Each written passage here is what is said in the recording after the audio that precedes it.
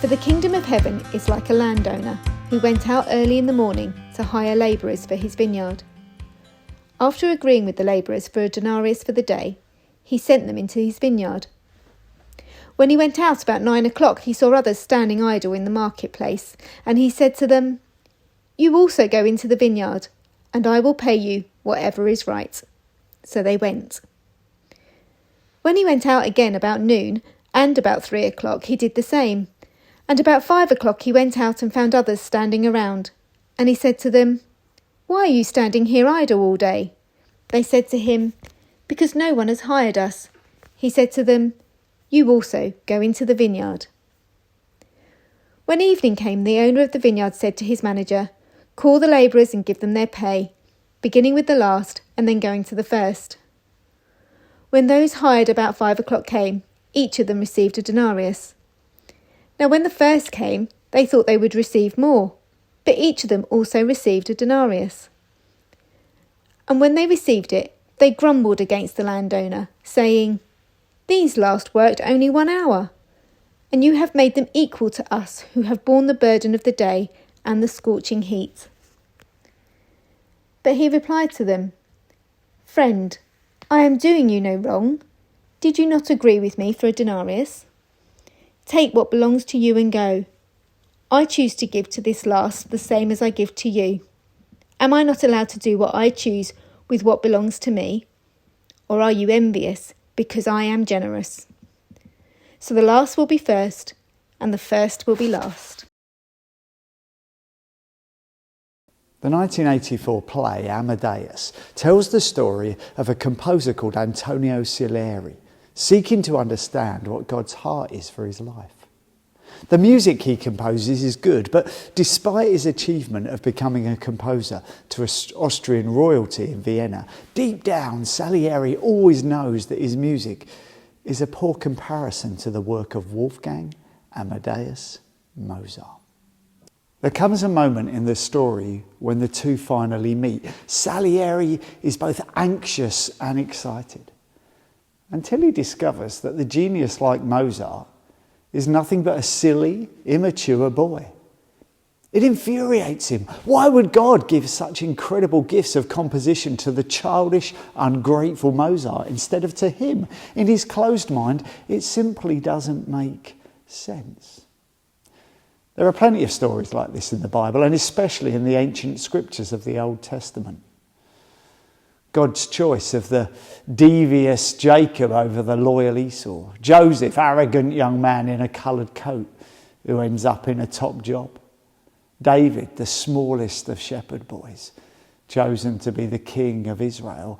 Jonah finds safety in the belly of a big fish, having done everything to get out of doing what God wants him to do. It simply doesn't make sense. And then there's this parable told by Jesus. In a contemporary Jewish version of this story, the workers hired late in the afternoon work so hard that the employer, impressed, decides to award them a full day's wages. A far cry from Jesus' version, which depicts those workers hired late in the afternoon as idle wasters who couldn't be bothered to find any work during the day, even at harvest time. Not surprisingly, the other workers are shocked to see everyone, even these lazy good-for-nothings, receive the same pay at the end of the day. Only an employer with a screw loose would pay the same amount for 1 hour's work as for 12. It simply doesn't make sense. Well, welcome to grace. The truth is that Jesus' story was never intended to make sense. In fact, quite the opposite. This is a parable about grace, which, however hard you try, simply can't be calculated like a day's wages. God's grace is not about finishing last or first. It's not about counting, and it's definitely not something we can earn. It comes as a gift from God. There's nothing unfair about the rates of pay in this story. The full-day workers got what they were promised. The anger arose from what Philip Yancey describes as the scandalous mathematics of grace. They couldn't accept that their employer had the right to do what he wanted with his money. when it meant paying a bunch of shirkers 12 times what they might have deserved. So here's a good question to ask. Where are you in this story? I think it's fair to say that many Christians relate best to the employees who put in a full day's work. We like to think of ourselves as responsible workers, and the employer's strange behaviour, well, it confuses us just as it did the original hearers. If that's us, and to quote Philip Yancey once again, we risk missing the story's point, that God dispenses gifts, not wages. None of us are paid according to merit, for none of us comes close to satisfying God's requirements for a perfect life. If paid on the basis of fairness, well, we'd all end up in hell.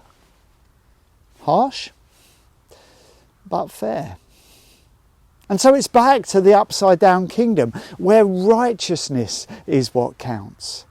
Right relationship with God, which means accepting that we're broken sinners, only saved by grace that comes through Jesus.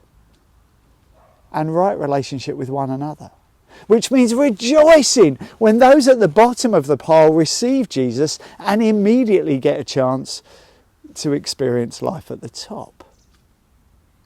Perhaps when you struggle with that, because the chances are you will, remember these words. You will never be called upon to give anyone more grace than God has already given you.